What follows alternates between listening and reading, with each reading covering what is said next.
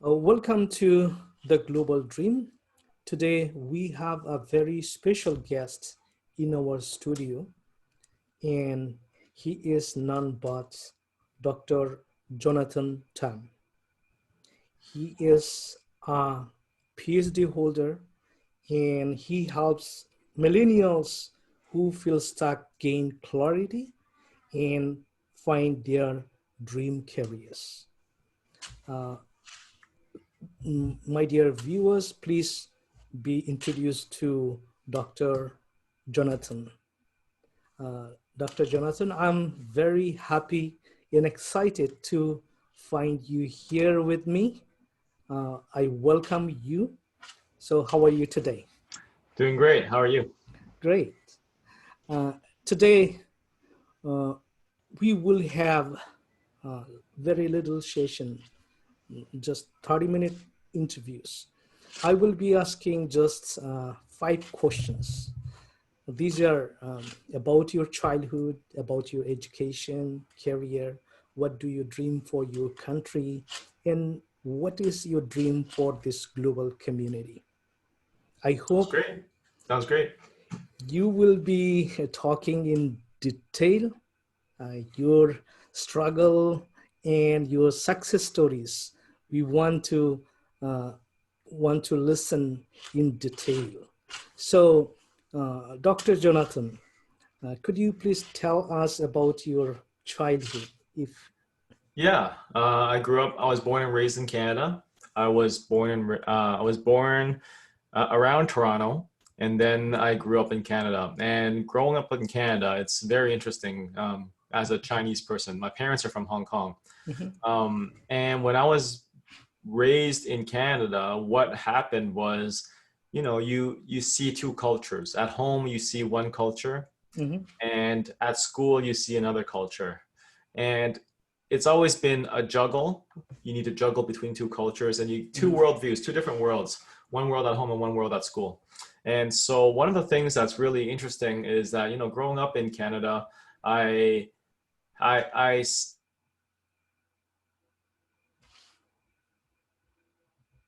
they talked about the NHL, the National Hockey League, and then they also, talked about baseball, and all the kids around me were pretty much like, as I could see it, they were white people. And me coming from Hong Kong, my parent, we watched Chinese TV at home. We ate mhm, Chinese food, and you just feel like everything is familiar and strange at the same time, because what you bring to school, people may not feel the same way. And this is growing up in Ottawa. So in Ottawa, it was like that because it was a small city. But when I moved to Toronto in high school, what happened was, hey, I moved to a Chinese neighborhood. Everyone around me was Chinese. And it was super fascinating because you suddenly see another world where, oh, wait a second, there's like a Chinese community in Toronto. And and one of the interesting things that I'm super thankful for, that my parents gave me was, at home they forced me to speak Chinese. mhm, Every Saturday they forced me to go to Chinese school, right? And that's why, and it's allowed me to have a second language. And by having a second language, it allowed me to travel the world and see the world in many different perspectives. In There's something called the the Sapir-Whorf hypothesis, which is a linguistic psychology theory, mhm, where how language frames how you see the world. So, for example, there are certain words that exist in Chinese that does not exist in English. And in fact, I was just talking about this in my Mulan video on my YouTube channel, mhm, where there's something called in Mulan. There's this word called in Chinese. There's this word called hao, right? In Cantonese, it's hao. In Mandarin, it's xiao. And what that means is it means filial piety. And what filial piety means is it's a social, cultural expectation to respect your family. mhm. But in the movie Mulan, they translated it to devotion to family, which is a total abomination. Right? So it's fascinating that when you know another language, you see the world in another light. You have another lens to see the world, and it frames how you see everything.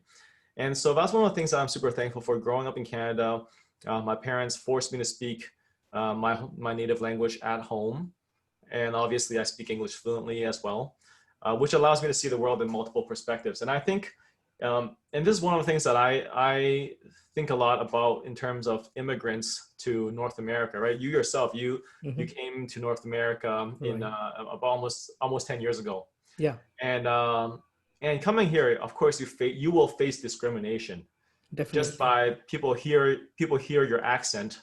They'll think like, oh, this person's probably stupid, right? Right. But the fact of the matter is, just because you speak with an accent doesn't mean you're stupid.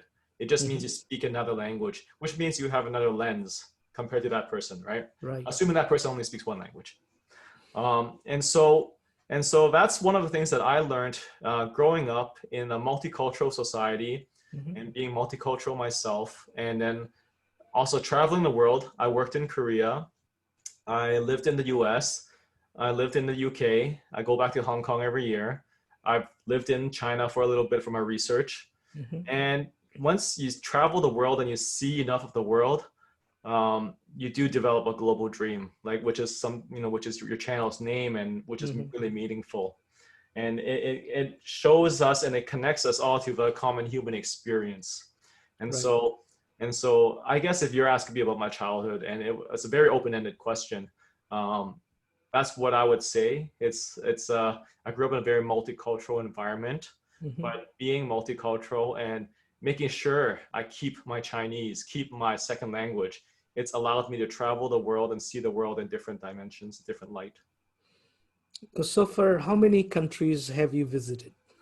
Oh, uh, well, here's the thing, right? I don't believe in just visiting countries, Hmm. because just when you just visit a country, if you only look at it from one lens, just say if you Right. grew up in America and if you grew up in America and you visit a country and you only see that country through the American lens, Hmm. then and if it's only for a short time, so there's a difference between being a tourist and being living somewhere for a long time, or people call an expat, right? You are correct. Why don't they call them immigrants? That's another question, right? I know people who moved from America to Korea, lived there for 10, 20 years, and how come they're still called expats and they're not called immigrants? So It's a language thing, obviously. great. When you say second lens, what actually do you mean? You mean the third eye?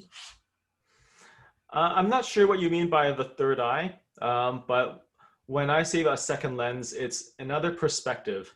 So, Okay. for example, when I moved to Korea, one of the first things that you hear about in Korea is, oh, people eat dog here, right? Okay. And I don't know what they do. They eat dog in Bangladesh? Not really. Not really, Not right? really. In China, they do. In certain regions of China, certain types of people would eat dog. And in America, of course, dog's a man's best friend. Hmm. So, so when I went to Korea and it came to, some people were like, oh, let's check out, what eating the dog is like, right? Some people are like, oh no, that's wrong. But in my perspective, it's like, okay, you have several cultures in the world that do this. And in fact, a dog butcher is one of the very first butchers in the world. I mean, dogs are one of the first domesticated animals we've ever had, humankind. And we can trace this history all the way back to the same time as, cattle farming or pig farming. And of course, I understand like a dog's man's best friend, and I love dogs. Like I love dogs as pets, but at the same time, I'm open to the idea like, okay, let's see what this culture has to offer, right? And I gave it a try once, Okay. because I think I don't want to judge another culture. Like it's like some cultures eat bugs, Hmm. um, you know, Yeah. and China eats. I mean, like a lot. Most of the world eats bugs. Actually, it's only North America that doesn't eat bugs, Hmm. and Europe, and so who's the West to judge what the East does, right? Or what Hmm. another culture does. So that's Definitely. what I mean by like a different lens. You are open to another perspective, to more possibilities, and you won't think that your way is the only way and it's the right way. Okay. Great. When did you first go to school, and what was the name of that school? When I my first which school? High school, Elementary school. Elementary elementary school. school. Um, my elementary school, when I Hmm. first went, I first went when I was in grade one. Okay. So I was six at that point, and my mom deliberately pulled me out, like kept me out of there's junior and senior kindergarten. I know Hmm. I first went when I was in senior kindergarten. My mom deliberately kept me at home for one more year because she wanted me to master my Chinese. Hmm. She didn't want because everyone around us at that time, and we go to church, right? I see you have a cross in the back. Yep. Um, but growing up, I went to a Chinese church in Ottawa, and one of the things is like you see a lot of kids who grow up in Chinese churches um, don't speak Chinese, and the reason for that is because well, they're number one, their parents never really maintained it at home. But number two, they also entered school very early, right? One junior kindergarten, and you bring them in right away. And if you bring someone in right away, what happens is, they'll start learning another language earlier. And it's not that both languages can't coexist, but it becomes much harder to enforce your native language, right? And when I say native, I would say I'm meaning Chinese, right? So and so I started school in SK in senior kindergarten, and the reason was because of language. Can you remember few teachers' name who inspired you a lot Honestly, to? elementary school is kind of like a blur. No, it doesn't. Mhm. It doesn't ring. I mean, there's some teachers I remember their names. Yeah, it can Uh, be in high school or college or in the university even. uh, at each phase, I think there was a teacher or two that I really looked up to, that I really was attached to. In elementary school, I was really attached to there was like one Asian teacher there, Chinese teacher, and I Mhm. was super attached to her because she was the only teacher that I could identify with. There was another teacher, and the Asian teacher was in grade three, Mrs. Lee. In grade four, there was Mr. Adams, and Mr. Adams is like he was the only male teacher at our school. Mhm. And so I really, enjoyed that as well because, he was the cool teacher that played guitar and, and that played hockey, and everyone and all the kids loved him. Um, but, grade three and four is where it was the real age. Grade eight, there I had a teacher she was pretty much a hippie, and but she was really open-minded, and she was in grade eight I moved to a Christian school, and she challenged us. She Mhm. challenged us in a lot of ways, and that was really fascinating to see that hey, you can actually be this open-minded and thinking about different things at different perspectives, and so that was pretty cool. But I think once one of the things that I noticed for myself is whenever I was in school, I always found that Mhm. like one or two teachers that I could really identify with and just take all their classes, because at the end of the day, like you can take a lot of courses, but who you really connect with is the people. Mhm. And so for me, like there was a history teacher in high school that I kept on taking her classes. In university, there was a teacher who I kept on taking his classes. When I started working, I found a mentor, and we connected, and I kept on, and you really reinforce that connection. And yeah, and so at each stage of your life, you have to find someone, Right. this one or two people who can mentor you and who can really Right. guide you along. And I think that just naturally occurred for me. Right. Great. Then, what was major in your university I majored in history. history? I first majored in history, but I ended up with more music credits than history credits because I just So like music more. you went to Oxford for your bachelor or for your PhD? For my PhD. Oxford was my PhD. PhD. I'm what they call like probably too much education, overeducated. That's an actual thing. Um, so I have one bachelor's in arts in history, but I actually have more music credits than history credits. I also have an undergrad in education. I have one master's in education for teaching. I have one master's in education for research, and then I have a PhD in sociology. Could you please share your some good and bad experiences in Oxford University? Well, Oxford is interesting. I actually have a video where I talk a lot about my reflections on, is a PhD worth it? I actually have two videos. One video is, is a PhD worth it for, Where is it? In the YouTube channel? yeah, in my YouTube Okay. channel. Yeah, We will Dr. Jon visit Tam. your YouTube channel. Please remind me. Okay, okay. Um, but I have a video where I reflect on the pros and cons of getting a PhD at Oxford.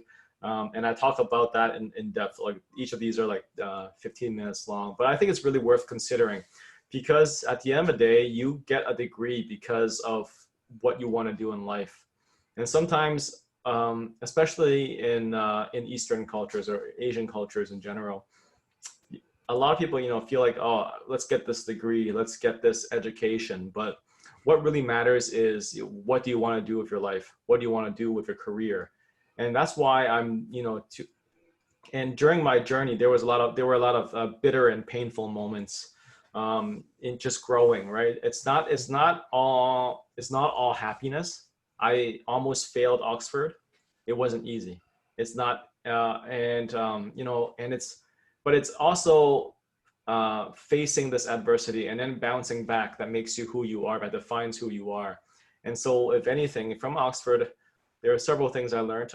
One is you got to be resilient, super resilient, because they will, like, doing my PhD there, people read your stuff, and these are top class scholars, but number one scholars in the world. They read your stuff and they will tear it apart. They will poke holes at it. They will say, there's a problem here, there's a problem there. And it's right. They're right, right? And you grow from it, but it's painful. Growth can be painful. It wasn't until you fail. It wasn't until I actually started failing and hitting a brick wall that I started growing. And I walked in thinking, oh yeah, I got in Oxford. I have to just do this X, Y, Z, and it's going to be okay. Well, X, Y, Z meant a lot of work, and just being able to constantly challenge yourself and redefine yourself at every time you fail, and rising to the occasion. And so I think like, one of the best lessons I learned from Oxford was you got to be resilient. You got to be gritty. You also have to have a goal in mind and, just persevere. That's probably like one of the best lessons I got there. Of course, there's the buildings and there's the legacy and it's Oxford. You see the world. A lot of people say Oxford's like England. Well, Oxford's not like England at all. Oxford is like a microcosm of the world because everyone around the world goes there, and it's so multicultural that it's not like the UK. And so that's one of the things that's fascinating about Oxford. It's you see so many different people, different perspectives, and it just opens your eyes because the world becomes so much bigger, right? And so that's why I think going to Oxford, some of the lessons is you gotta be gritty. You see the world becomes much bigger. You also become much more humbler because you see, what the world's like, and you also realize how small you are in the grand scheme of things, and and the whole, and it also shows that you really just gotta, the whole academic pursuit, right? I don't know if you've seen this image before, but there's this image where like knowledge is this much. Mm-hmm.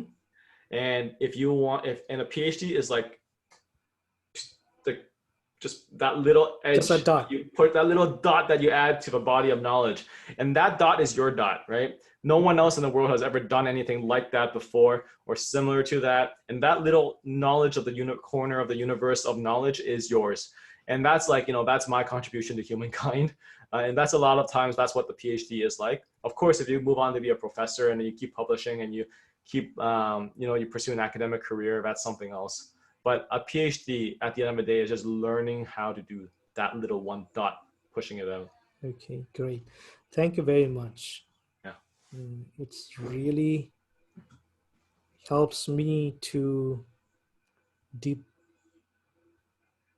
dive and to understand how valuable it is. I started my PhD a long time ago in 2008, but I couldn't complete it.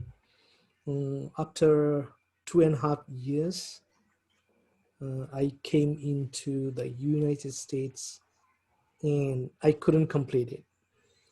But I have a dream one day I will do it. Thank you very much for your sharing. And when did you start your first career?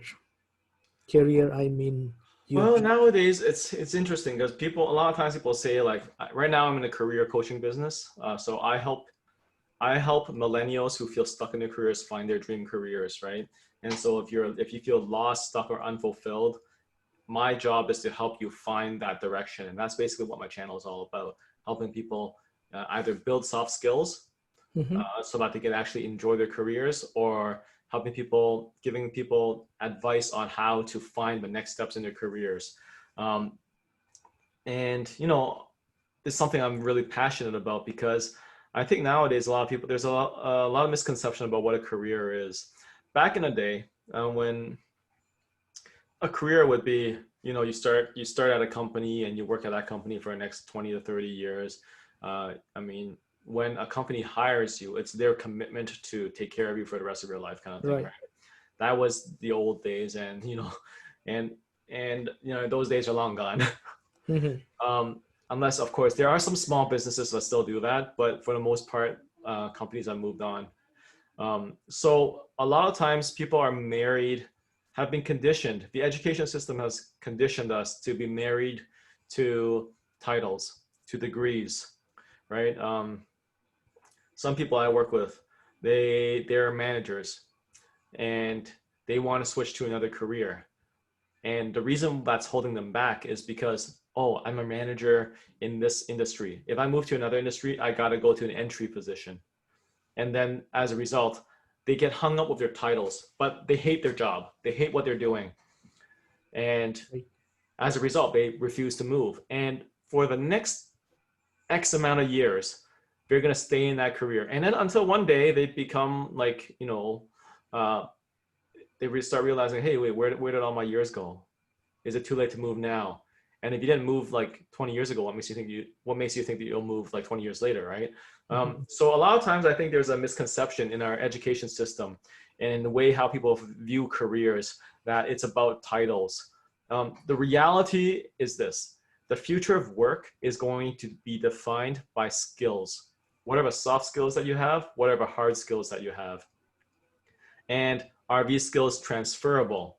And also, when you talk about soft skills, soft skills, there's two dimensions. One dimension is what can, self-management, such as discipline, timeliness, or being organized and so on. Another soft skill is dealing with people, social skills, people Mhm. skills, right? And these soft skills are very much transferable. If you have good leadership skills, good leadership can generally apply to many places. Hard skills, on the other hand, is changing with AI, automation, robotics, 5G, globalization, and all these things that's happening, and black swan events like COVID.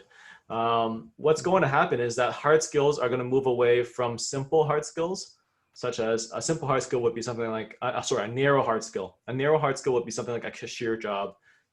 People who count the money and then they pay someone back, right? Those jobs will be replaced. If you go to the airport, you'll see those jobs of scanning the bags, they're all replaced because those are narrow Mhm. hard skills.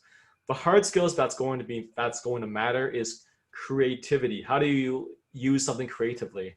How do you solve complex problems? How do you adjust to what's changing? The market's going to change and everything's changing at a rapid pace. How are you adjusting? Can you adjust? And so my advice to anybody for their career nowadays is don't focus on the title, don't focus on the degree.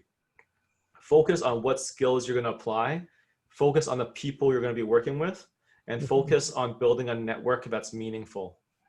Great. Thank you so much. Um, can I navigate to your Facebook account and from there to your YouTube channel? Oh no, just go straight to my YouTube channel, Dr. Jon Okay. Tam.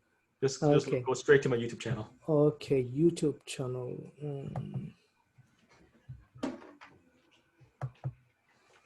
I think from here I can go to your YouTube channel. This is your YouTube channel, right? Yep, it's my Find YouTube your channel. dream career. Could you please tell us about your YouTube channel? Yeah, so my YouTube channel is find your. I mean, it's obviously Dr. Jon Tam, career change coach. Um, it's uh, it's basically I cover a lot of topics. Anything that helps your career advance is what you're going to find here in terms of whether it's career change advice, career clarity, soft skills, personality development, soft skills development, and so on, right? Sometimes I make stuff just because I like it. So I made a Mulan, Mulan, the Disney Mulan movie. I made a Mhm. review of it because, I'm obviously culturally it's relevant to me. Okay. And so, yeah. And so, I mean, the video I was talking about earlier, you can go to, let's see, top right corner. Top right There's corner, this one? Oxford, yeah, Oxford PhD field PhD videos. Yeah. graduation. Yeah, well, no, there's the graduation, but there's also my reflection videos on, what it means to get a PhD. Everything that I talked about earlier, but it dives deeper into that, and you can check that out. I have you can if you're interested in my graduation, what's a graduation like? It's also in that playlist as well. If you want to learn about job hopping or any career advice, all of that is there as well. So yeah, just feel free to explore. Oh, I have a playlist on how to say no, right? And so all these things are relevant. So if anyone wants, they can contact you through this social media, right? Yep, you can get in touch in the social media. I Great. have a Facebook group called Career Change Advice. People can hop onto and uh, just receive regular updates and ask for help if they want advice on navigating their careers. So, your parents are from Hong Kong, Yes. so your root is Hong Kong. Um, and you told us every year you visit Hong Kong, right? Yeah. What do you dream for your root country?